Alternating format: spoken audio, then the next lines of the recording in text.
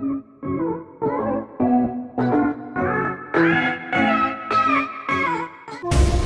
day, everyone. Surprisingly, there are different versions on the dates for the first cry of the revolution as well as its venue. This controversy up to this time remains unsolved. It is believed that the so-called cry took place in Balintawak, but others will say that it happened in Pugad, Lawin. Nevertheless, there are different versions to consider in knowing the real date and place of the cry. We will briefly tackle it and have some insights and reactions. Valenzuela's controversial cry of Pugad Lawin. Various accounts give defined dates and place for the cry of Pugad Lawin. Pio Valenzuela, a close associate of Andres Bonifacio, declared in 1948 that it happened in Pugad Lawin on August 23, 1896. Historian Gregorio Zaide stated in his books in 1954 that the cry of happened in Balintawak on August 26, 1896. Defines the turning point when the Filipinos finally refused Spanish colonial dominion over the Philippine Islands. With tears in their eyes, the people as one man pulled out their cedulas and tore them into pieces. The Cry of Bahay Toro was written by Santiago Alvarez, a Katipunero and son of Mariano Alvarez.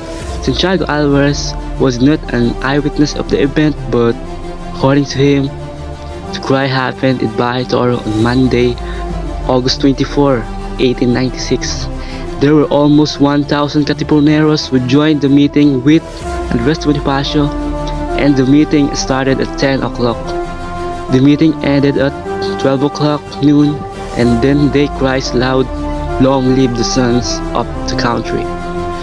Therefore, Santiago Alvarez was a Katipunero at that time, but according to experts, he wasn't an eyewitness, so it was the main basis why his account was considered not reliable compared to the other accounts. The version of the first cry by Gregoria de Jesus, the Lakambini of Katipunan and wife of the Supremo, was a participant in the event because she was the keeper of the documents of the Katipunan.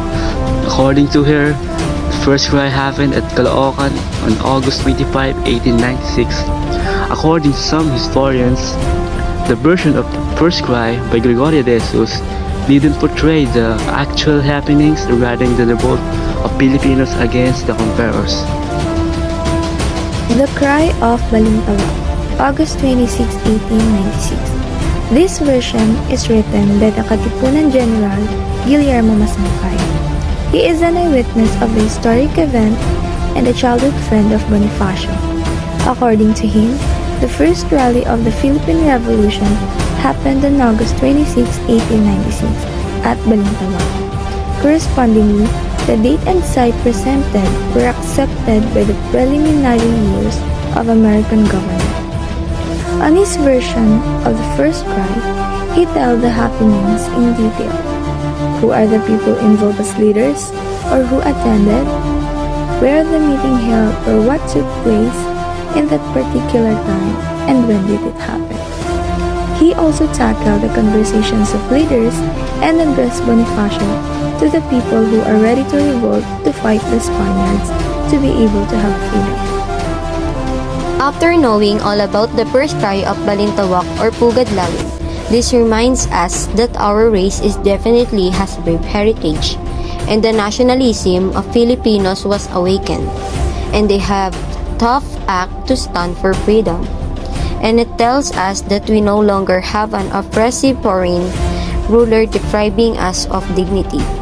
We no longer have an armed struggle that we need to wage in order to secure our independence. And where the Filipinos are ready to take risks and take sacrifices to fight for possessions of rights and freedom of our country.